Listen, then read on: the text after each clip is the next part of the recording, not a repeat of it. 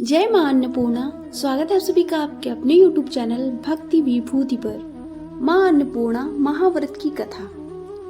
मां अन्नपूर्णा माता का महाव्रत माघ मास के कृष्ण पक्ष की पंचमी से प्रारंभ होता है और माघ शुक्ल षष्ठी को समाप्त होता है। यह उत्तमोत्तम व्रत 17 दिनों का होता है और कई भक्त 21 दिन तक भी पालन करते हैं। मां अन्नपूर्णा माता के महाव्रत की कथा।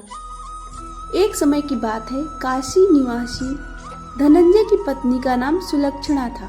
उसे अन्य सब सुख प्राप्त थे, केवल निर्धनता ही उसके दुख का एकमात्र कारण थी। यह दुख उसे हर समय सताता रहता था।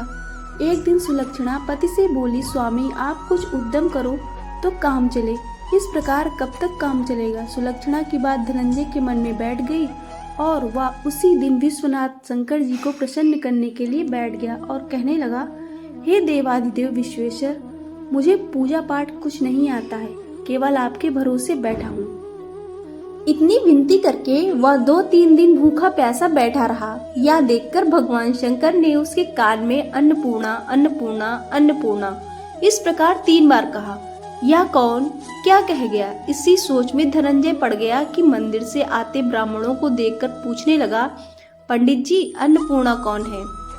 ब्राह्मणों ने कहा, तू अन्न छोड़ बैठा है, सो तुझे अन्न की ही बात सूझती है, जा घर जाकर अन्न ग्रहण कर। धनंजय घर गया, स्त्री से सारी बात कही। वह बोली, नाथ चिंता मत करो, स्वयं शंकर जी ने यह मंत्र दिया है, वे स्वयं ही खुलासा करेंगे, आप फिर जाकर उनकी आराधना करो। धनंजय फिर जैसा का तैसा पूजा में बैठ गया। रात्रि में शंकर जी ने आज्ञा दी और कहा, तू पूर्व दिशा में चला जा। वह अन्नपूर्णा का नाम जपता जाता और रास्ते में फल खाता, झरनों का पानी पीता जाता। इस प्रकार कितने ही दिनों तक चलता गया। वहाँ उसे चांदी सी चमकती वन की शोभा देखने में आई। सुंदर सरोवर देखने में या उनके किनारे कितनी ही अप्सराएं झुंड बनाए बैठी थी। एक कथा सुनाती और सब मिलकर मां अन्नपूर्णा इस प्रकार बार बार कहती थी। यह अगहन माघ मास की उजेली रात्रि थी और आज से ही व्रत का आरंभ था।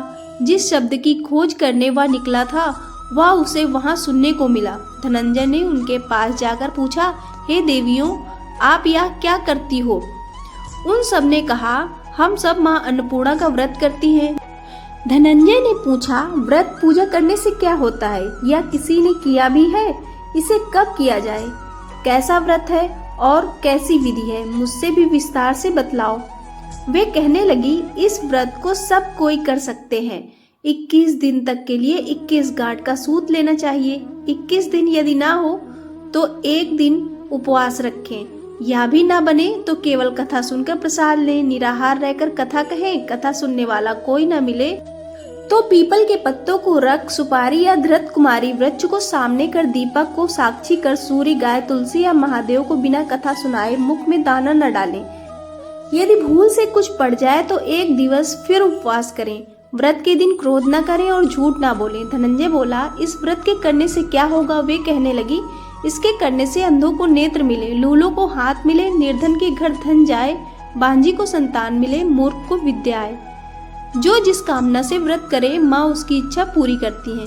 वह कहने लगा, बहनों मेरे पास भी धन नहीं है, विद्या नहीं है, कुछ भी तो नहीं है, मैं तो दुखिया ब्राह्मण हूँ, मुझे इस व्रत का सूत दोगी। हाँ भाई, तेरा कल्याण हो, हम तुझे अवश्य देंगी, ले इस व्रत का मंगल सूत्र ले। धनंजय ने व्रत किया, व्रत पूरा हुआ, तभी सरोवर में से 21 खंड की स्वर्ण सीढ़ी हीरा मोती जड़ी हुई प्रकट हुई।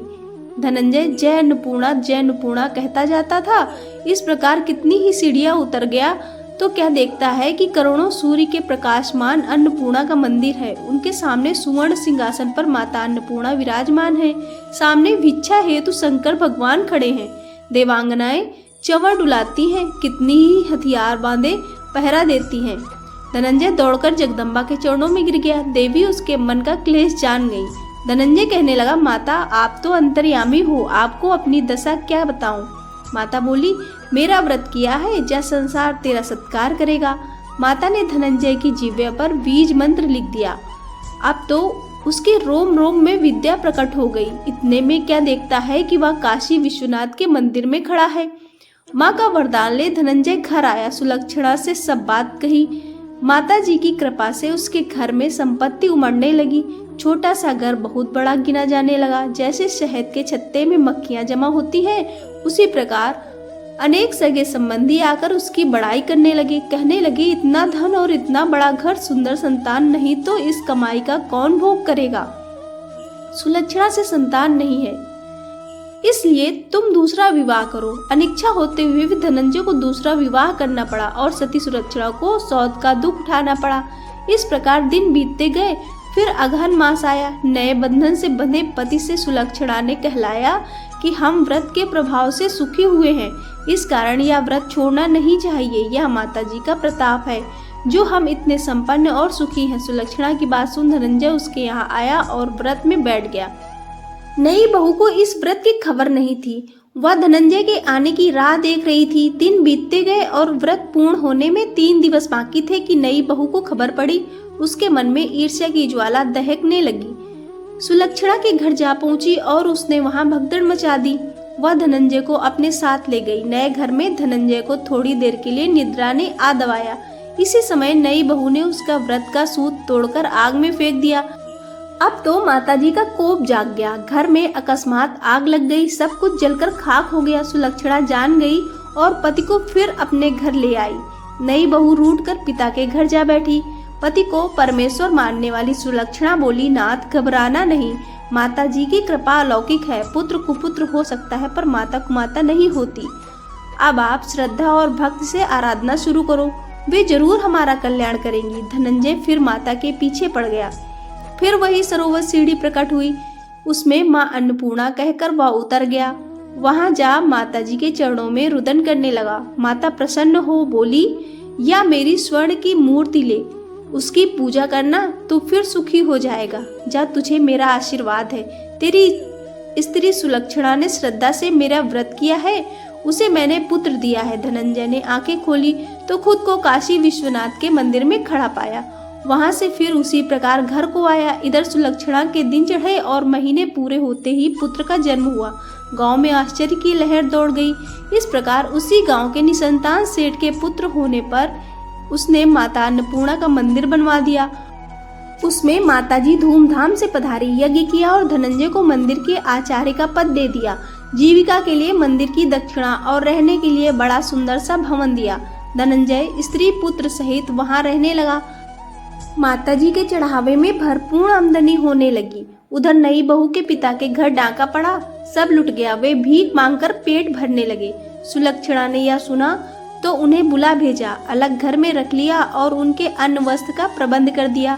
धनंजय, सुलक्षणा और उसका पुत्र माताजी की कृपा से आनंद से रहने लगे। माताजी ने जैसे इनके भंडार भरे वैसे सबके भरे। आपको यह कथा कैसी लगी कृपया कमेंट करके अवश्य बताएं। कथा पसंद आई हो तो वीडियो को लाइक और शेयर करें। ऐसी और भी जानकारी और कहानियों के लिए चैनल को सब्सक्राइब करना ना भूलें। धन्यवाद।